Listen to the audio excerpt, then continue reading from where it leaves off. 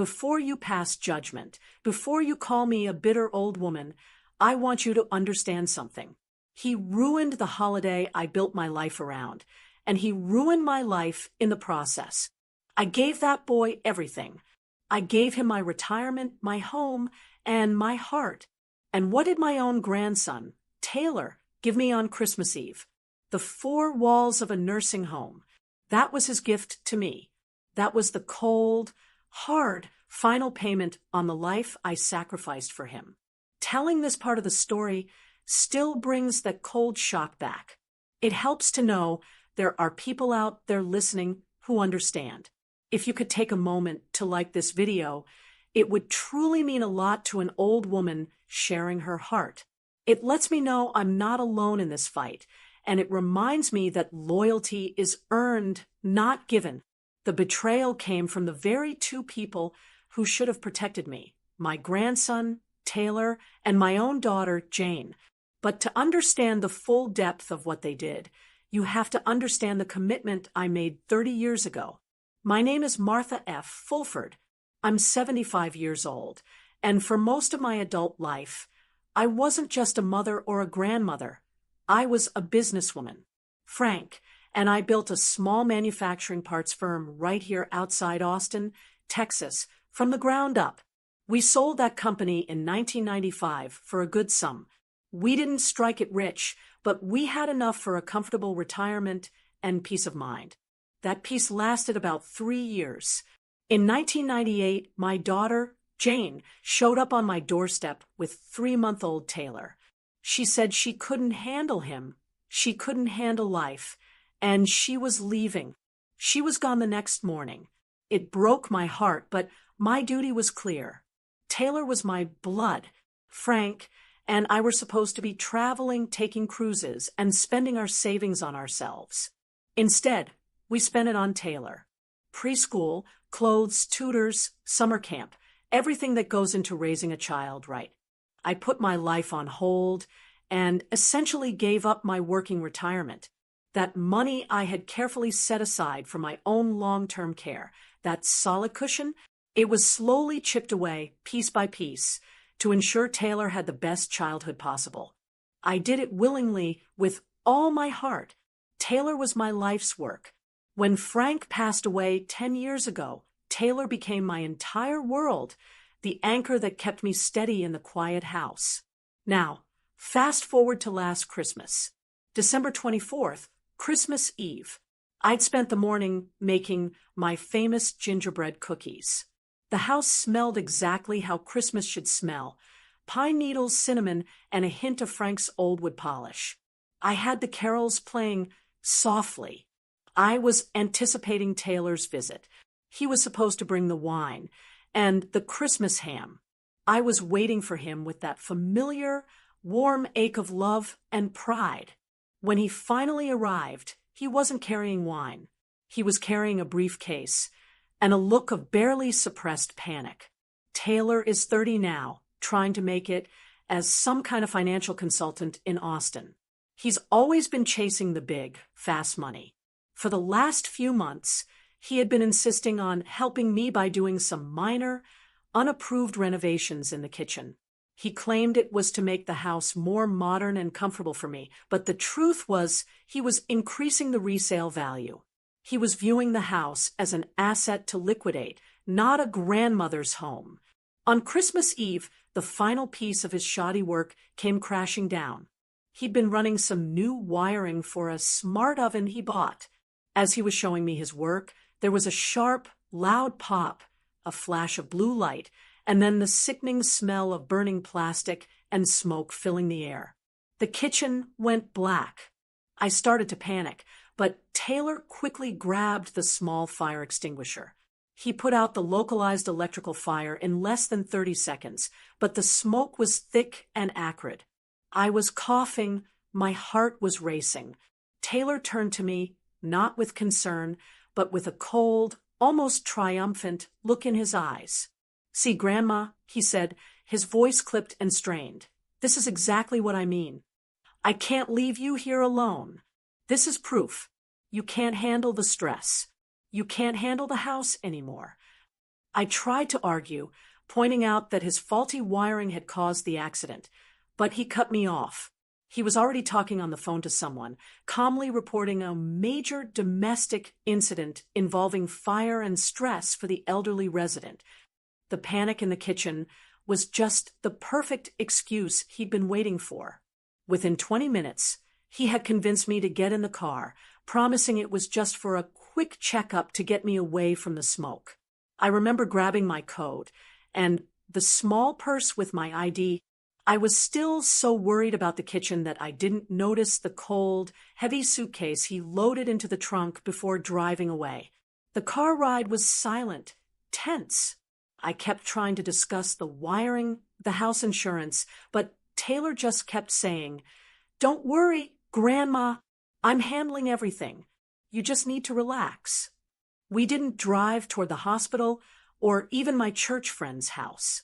We drove past the recognizable suburbs of Austin and into a sterile, manicured complex near Cedar Park.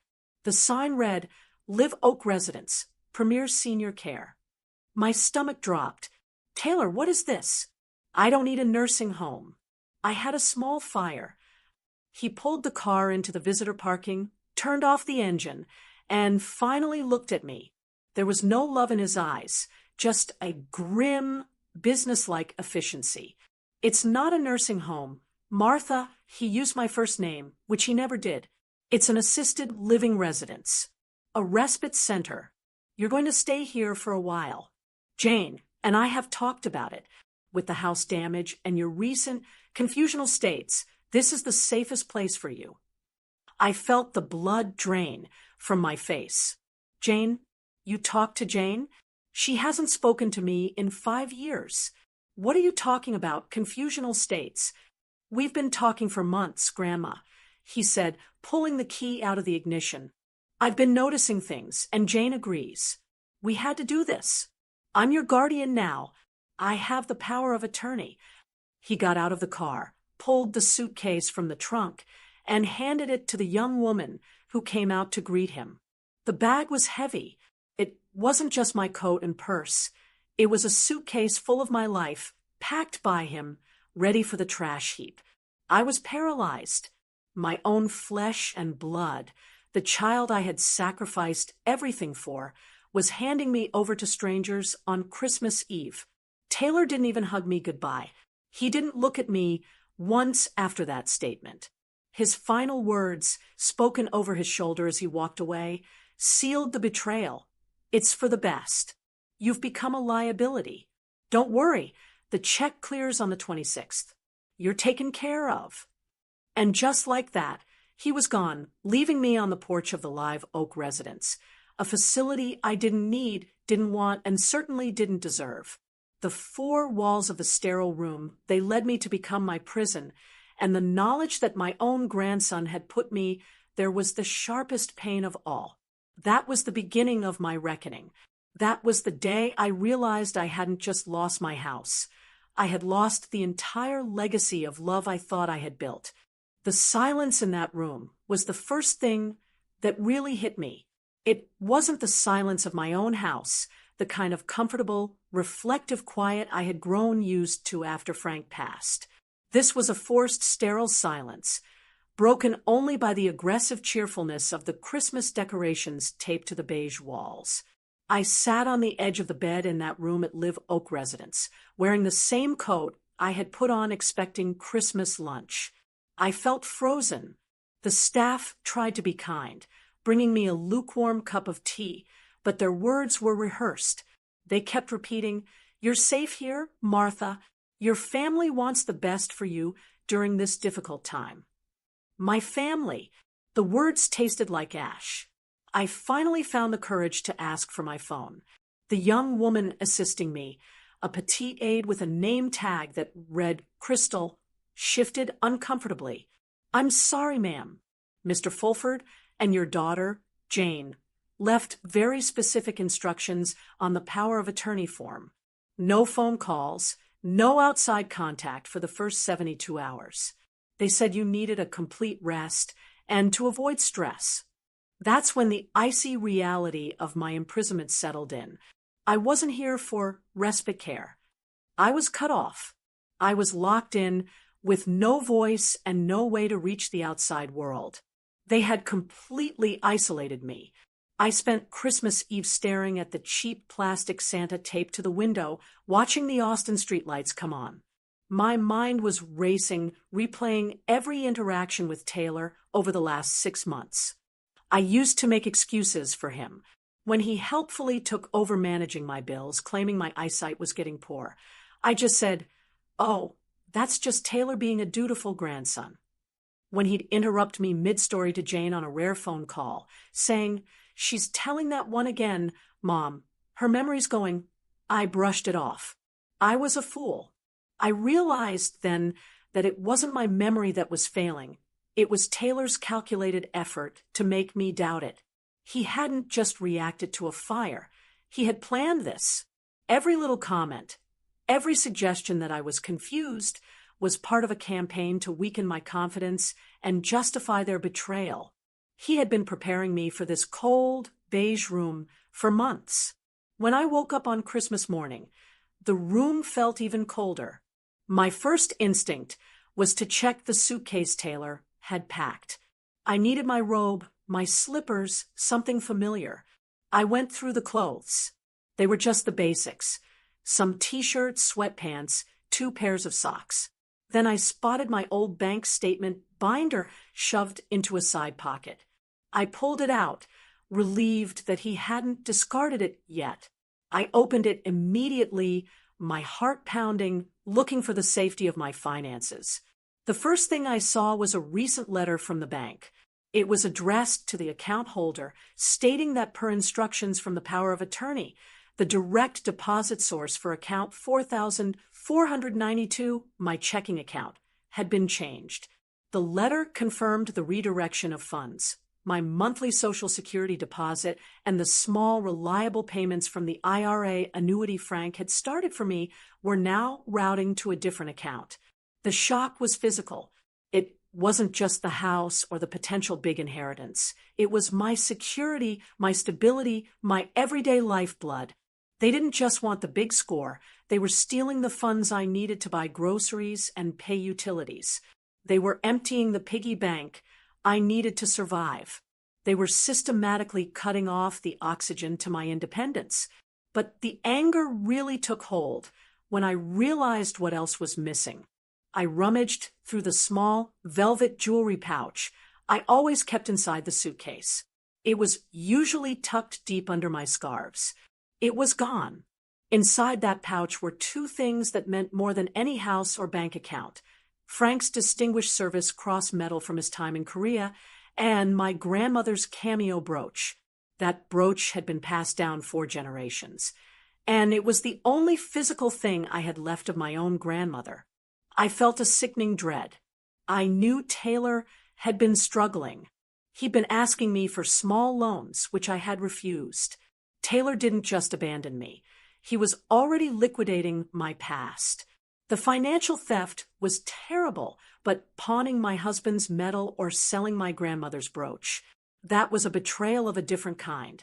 A moral theft that showed the sheer, callous disregard he had for everything I held sacred. He wasn't just greedy, he was soulless. He was willing to profit from the emotional bedrock of my life for a few $100s.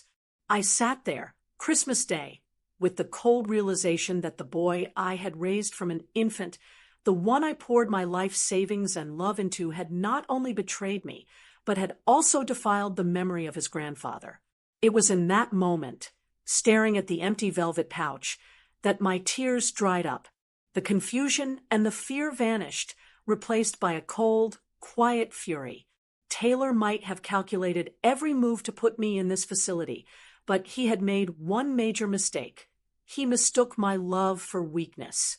He thought he had buried me, but he had only fueled my will to fight. I knew then that I wouldn't just be reclaiming my assets. I would be reclaiming my dignity, and I would make him pay for every emotional and financial wound he had inflicted. The game had changed. I was no longer the worried grandma. I was Martha Fulford, former owner of Fulford Precision Parts, and I was going to war.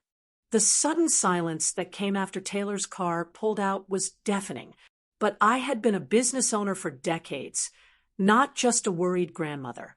I didn't panic. I started calculating. My mind immediately shifted from emotional shock to analyzing the crisis. I was locked in a facility, but I wasn't helpless. This was a business problem now, and my goal was simple: execute an escape plan. My first task was surveillance. I spent the rest of Christmas Day and the next morning observing the routines at Live Oak residence. I watched the shift changes, memorized the staff breaks, and noted the times when the place was quietest, usually right after breakfast and late in the evening when the staff was preoccupied with their paperwork. I noted the staff had a routine. The day shift always started by checking the same 4 doors, in the same order. I was number 3. My former company, Fulford Precision Parts, was built on efficiency and spotting weak points in the manufacturing chain. I applied the same logic here. I needed to know exactly what Taylor and Jane were up to. I knew my daughter, Jane Carver, hadn't contacted me in years, not since she left Taylor on my doorstep. Her sudden reappearance as a secondary power of attorney confirmed the full extent of the conspiracy. They were working together, the 2 people who abandoned their child, now conspiring to steal from the one person who saved him. One afternoon, I was near the nurse's station, pretending to admire a bulletin board of resident photos. Crystal, the young aide, was talking quietly to another nurse. I heard Jane's name mentioned. Mrs. Carver was here this morning with Mr. Fulford. She was so rushed, the nurse said. Crystal replied, I know. They're so focused on moving the funds around. She told the head nurse they've already liquidated Martha's smaller accounts. The one for the Social Security deposit and her late husband's small IRA pension. Said they needed the money immediately to pay down a personal debt Taylor had taken on. It was confirmed. They weren't just plotting the big score. They were actively stripping away my monthly income, the small funds Frank and I had designated for simple security. They were treating my life savings like petty cash. The sheer, brazen greed made my jaw ache. My focus then shifted to finding a way out. My only hope was establishing contact. My plea for my phone had been denied, so I needed a silent ally. That ally came in the form of Marcus. Marcus was the maintenance worker, a tall, quiet young man, always in his navy blue overalls. He spent most of his time fixing leaky faucets and replacing light bulbs. He wasn't loud or overly friendly, but he was observant. He was the one who saw my face when Taylor walked away. He saw the coldness in my grandson's eyes. I started a careful, silent observation of Marcus. I noticed he had an expensive, worn backpack, and he often worked late, carrying thick textbooks. I gathered he was a college student working a stressful job to pay tuition. This heightened his risk if he was caught helping me. He wouldn't just lose a job. He'd lose his future. I had to be absolutely sure. One evening, I was in the small, unused sunroom. It was my quiet observation post. Marcus came in to replace a faulty electrical socket. He was alone. I didn't say anything about Taylor or the POA. I just looked at him and said, simply, Marcus, I need you to know I am not confused. I am being held here against my will. My grandson is stealing my life. He stopped working, his wrench still. He didn't look up, which was the right thing to do. It was professional, guarded. He paused for a long moment, then said quietly, my grandmother, she was in a place like this when I was younger. She was safe, but she wasn't happy. I know sometimes family forgets what real care looks like. That was the connection. He understood the difference between institutional safety and emotional abuse. The next day, during the noisy lunch service, Marcus was fixing a squeaky door hinge near my room. As I walked past, he subtly extended his hand towards a magazine cart and spoke just loud enough for me to hear. Look under the second copy of Texas Living. Martha, it has everything you need. Don't let anyone see you take it. My heart hammered. I moved slowly, pretending to adjust a Christmas wreath, and slid the 2 magazines off the cart. Tucked between them was not a key, but a small, older model secure tablet, the kind that runs on a limited data plan, making it difficult to trace. It was a lifeline. The screen glowed faintly in my lap once I was back in my room. It felt heavier than any piece of gold. It was my key to the outside world. I sent up a silent prayer for Marcus. He risked his entire future for a stranger.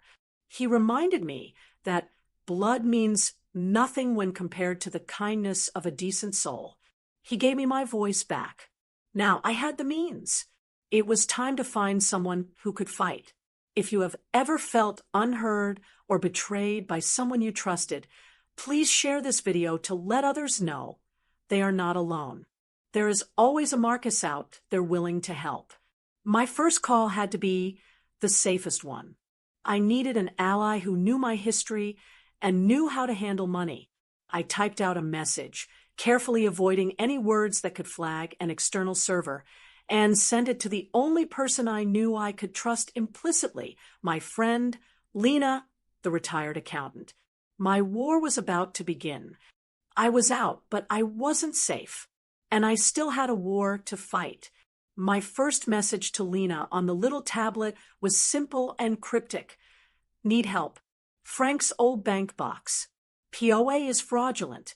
Call me from a safe line. Now. Lena called back less than an hour later. She was using a burner phone herself, a smart precaution. Her voice was trembling, but the moment I explained the full betrayal, the Christmas Eve drop-off, the missing medal, the diverted Social Security funds, her accountant's steel immediately kicked in. Martha, I am so sorry. I knew Taylor was bad news, but this is elder abuse. We are going to stop them, she declared. She immediately started asking the right, methodical questions, treating my situation like a disastrous tax audit. What about the house deed? Did Taylor ever make you sign the deed over? She asked. I confirmed that I hadn't. That house was my emotional fort, and Frank had ensured its deed was held only in my name. I was relieved, but Lena quickly introduced a new fear.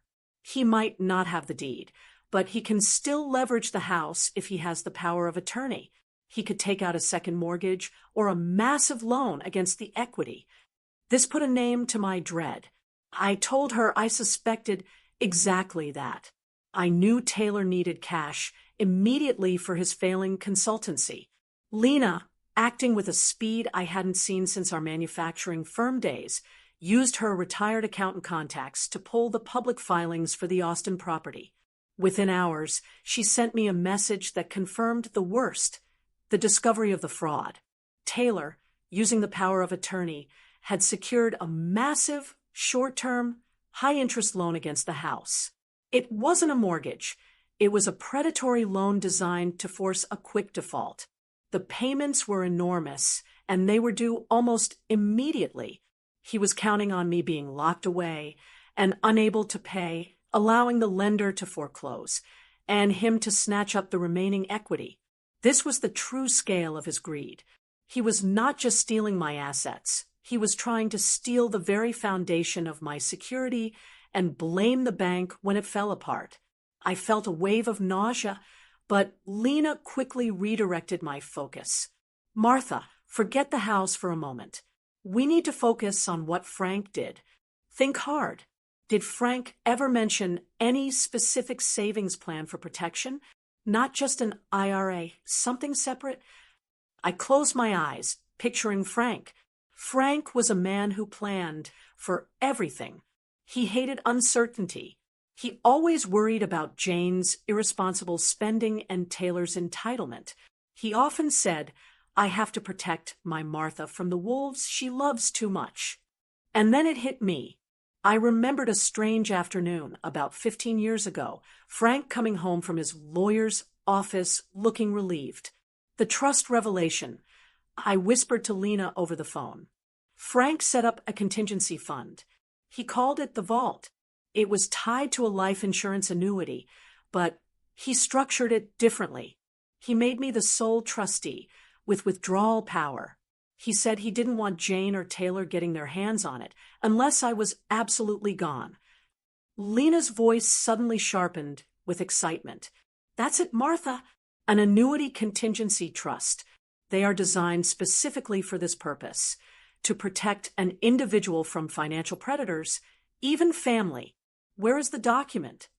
I remembered Frank insisting it be kept in the safest place possible, not our home, but the safety deposit box at his old bank in downtown Austin. I still had the key. Lena, who was an expert in reading the fine print, used a contact to confirm the existence of the trust and its basic structure. She told me to retrieve the old deposit box key from the small, hidden pocket in my travel purse, which Marcus had managed to smuggle out to her. A few hours later, Lena called me back. She had the documents.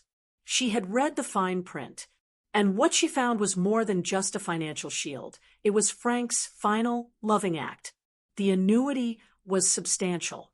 It was Frank's entire life insurance payout, structured to grow steadily over the years. But the emotional core was what made me break down. Lena read the specific clause out loud. It confirmed that I, Martha F. Fulford, as the primary trustee, had the legal authority to immediately and fully withdraw the entire sum upon proven evidence of familial neglect or financial exploitation.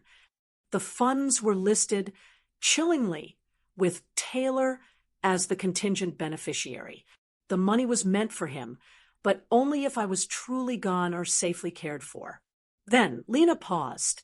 Martha, there's a handwritten codicil Frank included. It's right at the bottom of the document, witnessed by his lawyer. She read the shaky handwriting, which was unmistakably Frank's.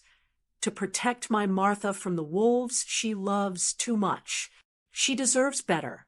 Hearing those words, years after he was gone, felt like a powerful embrace. Frank knew. Frank saw the potential for this betrayal even when I was too blind with motherly love to see it. He spent his final energy ensuring I had one last, unbeatable defense. The trust wasn't just a legal document. It was a testament to his eternal love and foresight. The money, the actual financial total, suddenly didn't matter as much as that codicil. Taylor thought he was stealing my future. He didn't realize Frank had secured it against him. Martha, Lena said, her voice firm, this changes everything. They can have the POA. They can have fraudulent loans. But if we can prove the neglect and exploitation, we don't just avoid their crimes. We take their entire inheritance.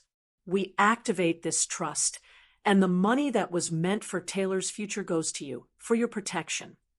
I looked at the sterile room, at the aggressive Christmas cheer outside, and felt a quiet, powerful resolution.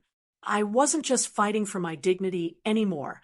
I was fighting to honor Frank's love and to use his protection to deliver the most painful form of justice possible.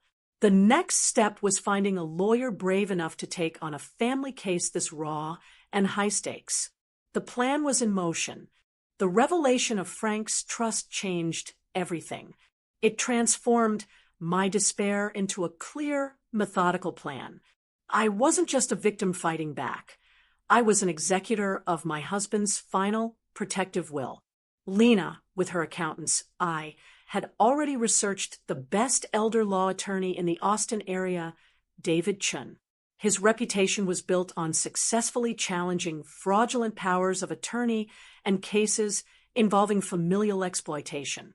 He wasn't cheap, but he was worth every penny. Lena secured an immediate, discreet meeting for us in a small, low-profile office complex near Round Rock, safely outside the central Austin areas where Taylor might be seen. When I finally met David Chun, I felt the first real wave of security since Christmas Eve. He wasn't loud or overly dramatic. He was calm and methodical. I laid out the entire story for him. The sacrificial adoption of Taylor, the Christmas Eve drop-off, the missing heirloom, the fraudulent loan on the house, the diverted Social Security and IRA funds, and finally Frank's contingency trust with the handwritten codicil. David Chen's eyes narrowed as I recounted the details of Taylor pawning Frank's medal. "This isn't just financial theft, Martha," he said, tapping the desk.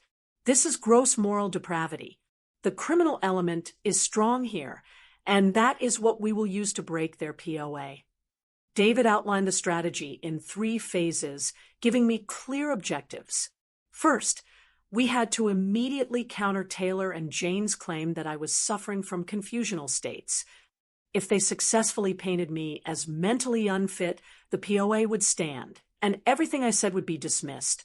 Next, we needed ironclad evidence of Taylor's fraudulent intent, the short-term loan against the house, the diversion of the government funds, and the theft of the sentimental items.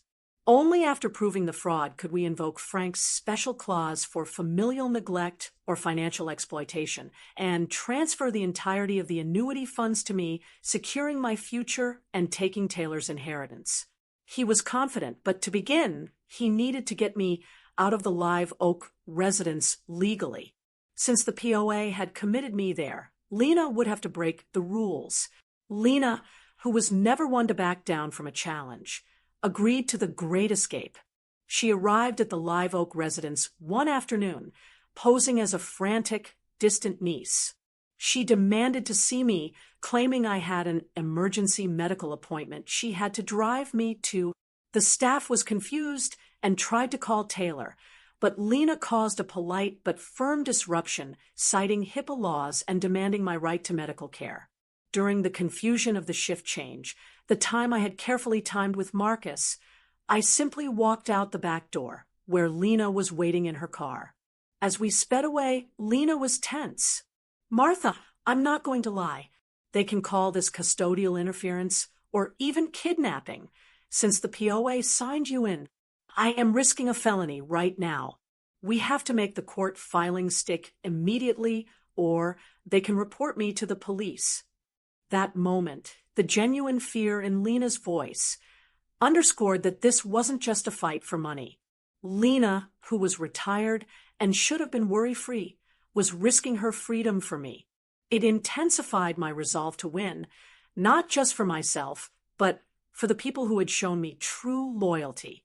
David Chun was a master of detail. He took the few documents Lena had retrieved from my purse, old loan applications, bank statements, and, most importantly, the copy of the fraudulent loan Taylor had taken out against the house. He placed the fraudulent loan signature next to a recent document I had signed for him. "Look closely at this, Martha," he instructed. "When you sign your name, you always hesitate slightly right before the F in Fulford. It's a tiny, habitual tremor you developed after Frank died. A slight pause. Taylor, in forging the signature, had made it too clean, too fluid. He had copied the look of the signature, but not the human defect. The signature on the fraudulent loan document was flawless, unnaturally perfect for a 75-year-old hand.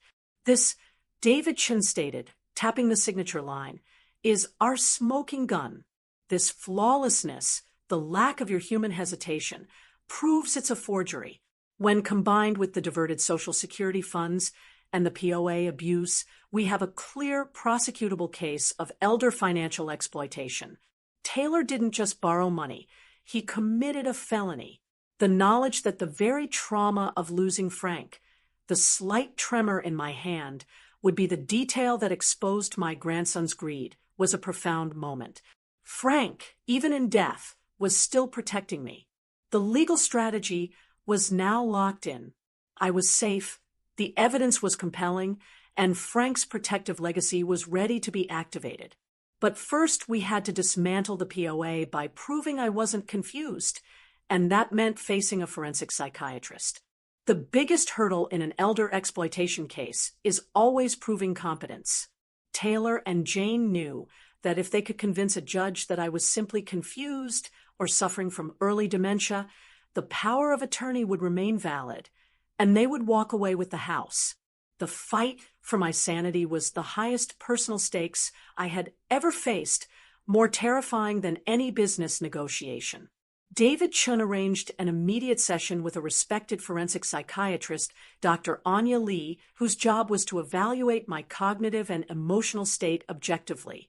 I was nervous. This wasn't a therapy session. This was a legal examination designed to find any mental weakness. The evaluation lasted nearly 4 hours. Dr. Lee wasn't interested in my feelings. She was interested in facts, memory, and my ability to reason. She asked me to recount the precise timeline of events, the day I signed the POA, the exact terms of the fraudulent loan Taylor took out, and the structure of Frank's annuity trust. I spoke not as a grieving grandmother, but as the former owner of Fulford Precision Parts. I detailed the dates of Taylor's financial struggles, the specific amount of my diverted Social Security deposit, and the location of the bank where Frank had held the trust. I even recounted the subtle, manipulative comments Taylor had used over the past 6 months to slowly make me doubt myself, how he'd mistake my car keys for my neighbor's, then use that error weeks later to suggest I couldn't drive. Then, Dr. Lee asked the question that brought back all the pain. Martha, can you describe the most significant emotional loss you've sustained during this period? I didn't talk about the house. I talked about the irreplaceable loss. I told her about Frank's Distinguished Service Cross Medal and my grandmother's cameo brooch, and the chilling realization that Taylor had pawned them. I explained that the theft of that sentimental history proved his moral calculus. He valued my legacy less than quick cash. Dr. Lee listened intently, without judgment. I didn't cry. I spoke with a clear, controlled fury. I didn't want sympathy. I wanted to be believed. After I finished, Dr. Lee leaned back. She didn't give me a diagnosis, but she gave me something far more valuable: validation. She told me that Taylor's actions were textbook. He wasn't relying on true confusion. He was relying on gaslighting, a specific form of psychological manipulation designed to make the victim doubt their own perceptions and sanity. A few days later, David Chin delivered the final document, the validation. Dr. Lee's affidavit was clear and unwavering. It stated that based on her extensive evaluation, Martha F. Fulford was perfectly competent, possessed an excellent understanding of her financial and legal affairs, and was, in her professional opinion, the victim of a highly calculated, premeditated psychological and financial campaign orchestrated by her grandson and daughter. Reading those words was the moment of my emotional liberation. The fight against my own blood had forced me to question everything I thought I knew about love and family. Dr. Lee's official statement proved, legally and medically, that I wasn't the broken, confused woman they had painted. I was right. With the competence hurdle cleared, David Chin didn't waste a second. He immediately filed the lawsuit in the Austin District Court. The petition sought 3 things: revocation of the power of attorney held by Taylor and Jane, voidance of the fraudulent, high-interest loan placed on my house, activation of Frank's annuity trust, using the evidence of fraud and neglect to seize the funds from Taylor's contingent beneficiary status. The court date was set for early January. I had survived Christmas in a sterile room, but the hardest part was still ahead, facing Taylor and Jane in the courtroom, where I would finally get to deliver the truth. Subscribe and hit the bell icon to get notified for the next video. I knew this confrontation would be the funeral for the family I once loved, but also the beginning of the life I was fighting to build. The day of the court hearing in the Austin District Court felt less like a legal proceeding and more like a final judgment on my entire life. I wore my best navy blue dress, the one I had worn to my retirement party. I walked in, flanked by David Chun and Lena, who offered me a steady, supportive presence. Taylor and Jane were already seated at the defense table, their faces tight with manufactured outrage. They had brought their own lawyer, a slick, expensive man who looked eager to paint me as the villain. The moment I saw Taylor, my heart didn't break. It hardened. He looked like the spoiled, entitled boy I had raised, not the man who had committed a felony. Their lawyer opened aggressively, focusing entirely on distracting the judge from the fraud. He tried to paint me as unstable, old, and easily influenced. "Your Honor," he stated, "we are dealing with a deeply distressed, aging woman who is clearly suffering from memory issues, as documented by the initial reports from the domestic incident. She has been manipulated by an opportunistic neighbor, Ms. Lena, who is attempting to gain control over substantial assets." He tried to dismiss every piece of our evidence. He claimed the fraudulent loan was merely a misunderstanding where Taylor was trying to help his grandmother secure liquidity. When David Chun brought up the missing Distinguished Service Cross medal and the cameo brooch, their lawyer simply waved his hand. "Your Honor, my client denies any knowledge of those items. We are talking about sentimental possessions, which, sadly, often become confused or lost in the lives of seniors. To focus on a few trinkets is a desperate attempt to deflect from the fact that my client, Taylor Fulford, was merely exercising his legal duty as power of attorney. They were banking on the judge viewing this as a simple family spat, not a premeditated crime." David Chun was a master of efficiency. He didn't engage with the emotional distractions. He simply presented the facts, one by one, like strikes of a gavel. First, he presented Dr. Lee's forensic affidavit, which the judge read carefully. The medical validation that I was perfectly competent instantly dismantled their central claim that I was confused. Next, he brought out the financial evidence. He showed the court documents detailing the high-interest loan Taylor secured against my house, the loan that required an unnaturally perfect and therefore forged signature. He followed this with the bank statements proving the diversion of my monthly Social Security and IRA direct deposits. "Your Honor," David Chun said, his voice ringing clearly, "the defense claims Taylor was merely helping his grandmother. Yet, he systematically emptied her monthly income, which is the definition of financial sabotage. Furthermore, he placed a predatory loan on her residence, designed to force default and foreclosure within 60 days, while simultaneously confining her and cutting off all contact on Christmas Eve. This is not help. This is a calculated act of elder exploitation and financial fraud." The final stage of the hearing was meant to be brief, a chance for me to confirm my desire to revoke the POA. But David Chun asked the judge for a moment to allow me to speak directly to the parties involved. The judge agreed. I stood up, gripping the edge of the table. I didn't look at the judge. I looked straight at Taylor, and then briefly at Jane, who refused to meet my eye. "Taylor," I began, my voice steady, but raw with 3 decades of love and pain. "I did not come here to fight you for a house. I came here to fight you for the value of my life. I gave up my retirement, my peace, and my own daughter to raise you. You were my purpose, and you knew that. You knew the exact price of my love." I paused, letting the silence settle. "You didn't just abandon me. You took the most sacred things I owned. You pawned your grandfather Frank's Distinguished Service Cross medal for quick cash. You sold the last piece of his honor for a few $100s. The look on Taylor's face finally crumbled, replaced by a flicker of shame. "I taught you the value of $1, Taylor, when I ran Fulford Precision Parts, but I see now I never taught you the value of a heart. You broke the spirit of Christmas and the memory of every good thing I ever gave you. That is a debt, Taylor, that you can never repay. You broke my heart, but you will not break my security." I sat down, exhausted but completely resolute. The words were the truth, and they hung heavy in the courtroom. The judge took only 20 minutes for deliberation. He returned with a serious, sharp expression. He started by addressing Taylor and Jane directly. The court finds the defendant's actions to be a clear and egregious example of elder financial exploitation and abuse of fiduciary duty. The evidence of forged signatures, the fraudulent leveraging of the property, and the systemic isolation of Ms. Fulford is undeniable.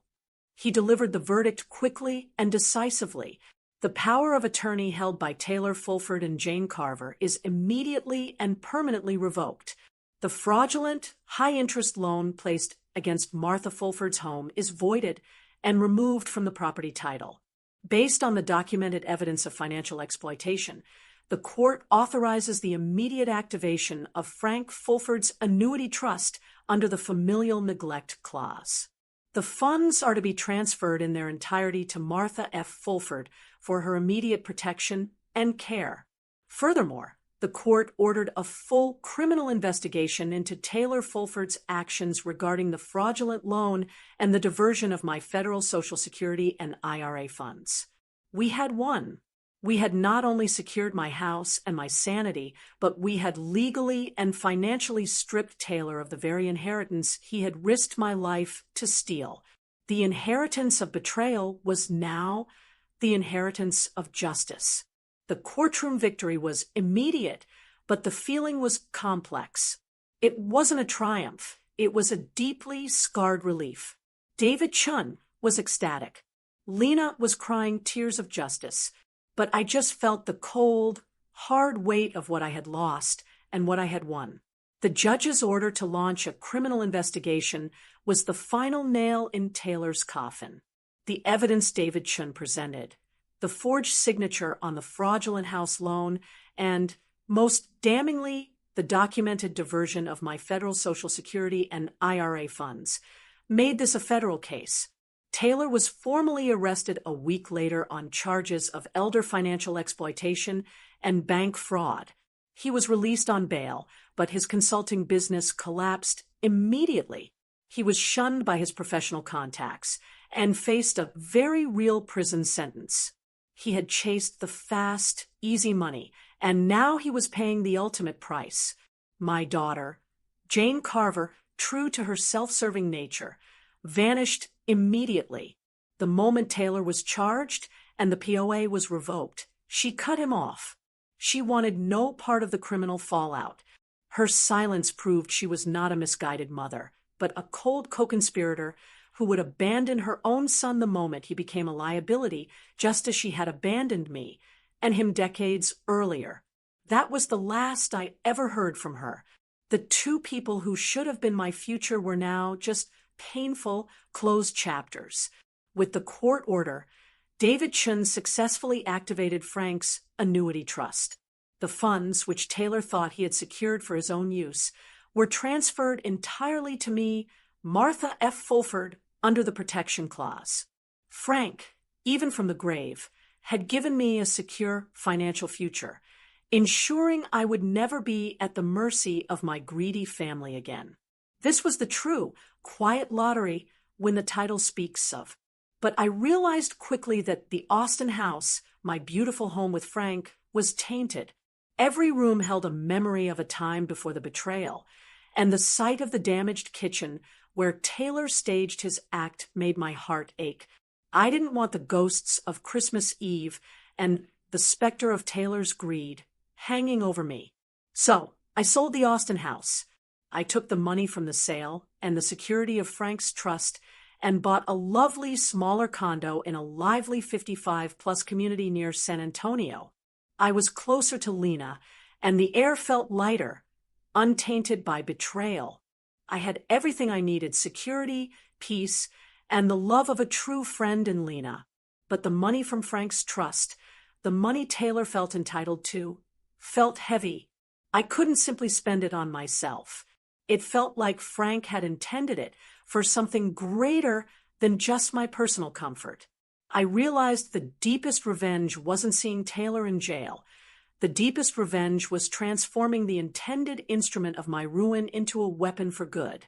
I used a substantial portion of the money Taylor had coveted to establish the Frank and Ellie Fulford Senior Protection Fund. This fund, named after Frank and myself, my nickname being Ellie, short for Eleanor in our circle, was specifically dedicated to helping vulnerable seniors in the Austin area fight financial exploitation and gain access to reliable elder law attorneys like David Chun. My first major act with the fund was the one that brought me the most profound sense of justice. I paid off the full predatory mortgage of a 72-year-old woman in a neighboring town near Austin who was also facing foreclosure due to a fraudulent loan scheme by a relative. I had effectively turned Taylor's crime into a community legacy of care and protection. He had tried to exploit my home's debt. I used the money he wanted to erase another senior's debt. I robbed him of his inheritance and used that money to protect the very community he targeted. Today, I live a quiet, purposeful life. I volunteer regularly with the fund, reviewing cases and raising awareness. I carry the scars of the betrayal, but I am not broken. Frank's love saved me, and now that love is saving others. Did I make the right decision about the money? Was transforming Taylor's inheritance into a charity the most fitting act of justice? How would you have used that fund to achieve your own peace? Let me know in the comments below, and subscribe if you believe we should always fight for justice and share these warnings. Thank you for listening to my story.